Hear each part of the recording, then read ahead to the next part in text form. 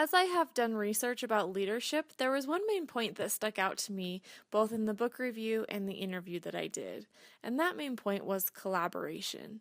There are many benefits that come as a result of a leader collaborating with their team, and when done correctly, there are many benefits that follow. First of all, the leader is telling their team that they trust them to work together to find the best solution to every problem they face. The best results come from getting everybody's input and creating an atmosphere of trust and respect where each team member feels comfortable sharing their opinion in a non-threatening environment. When a leader asks for help, they are acknowledging that they need their team to accomplish the task at hand. When team members are involved in solving a problem, they take ownership of creating a solution and following through.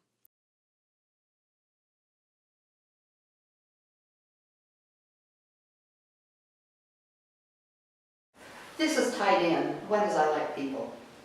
And, but I've always believed in a collaboration. And so the nature of my personality is to develop collaborative action. And so I would, I believe that if, and I acted on this, that, and I did it when I was a classroom teacher too, is that you bring people along with you and you collaborate with them. And so I don't just do a single, linear line authority decisions. It was anytime I could collaborate, and it was a productive use of teachers' times, then I collaborated. And I never, big, huge decisions that qualitatively affected their lives, I always tried to collaborate on. How do you feel like that affected them as followers? Well, I think they felt like that they were doing things with me and that I wasn't doing things to them. And so it created the we in the school culture and not the Ellen said. And so because of that, and we charted a better course because of their input, because they were the experts. And so the course we took was more solid and more productive. The book review that I did was about the leadership style of Colin Powell. Colin Powell had an open door policy, and he believed that the day your team stops bringing you their problems is the day you stop being their leader. He made a point to go for a walk every afternoon during his Army command to give his troops the opportunity to talk to him about any problems they may be experiencing. Colin Powell was determined to create the best team. He expected the best performance from everybody that worked for him, and as a result, he trusted them. He relied on their input. In fact, he said, "The people in the field are the closest to the problem, closest to the situation, and therefore that is where real wisdom is."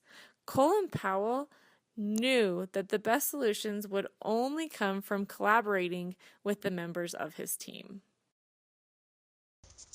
The most interesting thing that I learned is that leaders help others. I learned this concept from both my interview and the book, The Heart of Leadership, Becoming a Leader People Want to Follow by Mark Miller. They both stated that the greatest accomplishment is when they help someone else discover their true potential. A great example of a leader that helped others is Princess Diana, who was also known as the People's Princess. She brought awareness of AIDS through multiple programs and revealed to the world that AIDS victims deserve to be treated with compassion and kindness. Princess Diana played a significant role in minimizing the perception about people with AIDS.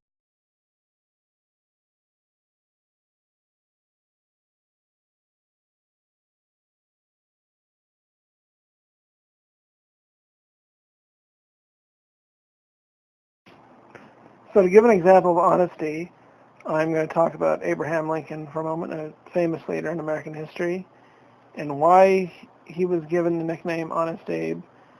We all pretty much know that name, but why was he given that name?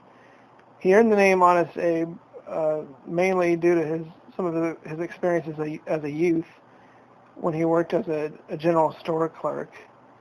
And he was so honest that when he was counting his till every night, that if he noticed that the till was over, or if he had shortchanged a customer, he would often go after closing hours and go and walk the change to the customers, even sometimes walking many miles.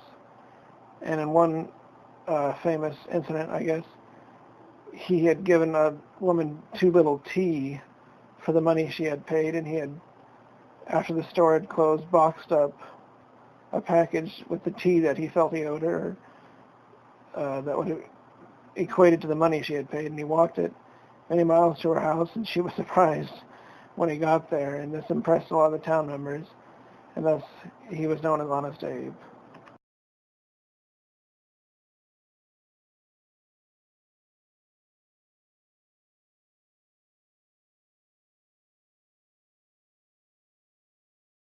Dealt with people who said, I have a church hat, I have a business hat, and I have a dad hat and a spouse hat. And, you know, I'm always swapping those off as I go throughout my day.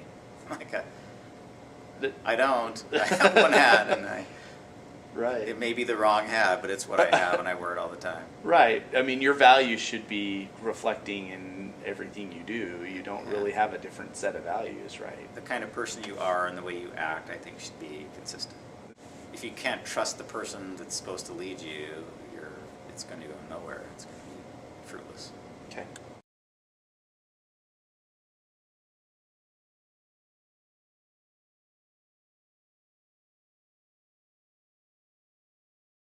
Leaders who are visionary, who are willing to think big.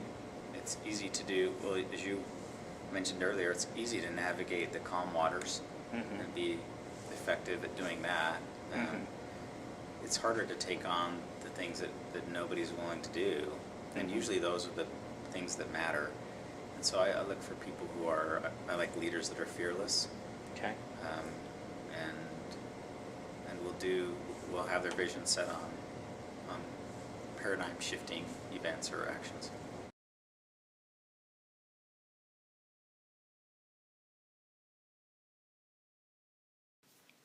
What is meant by moral leadership?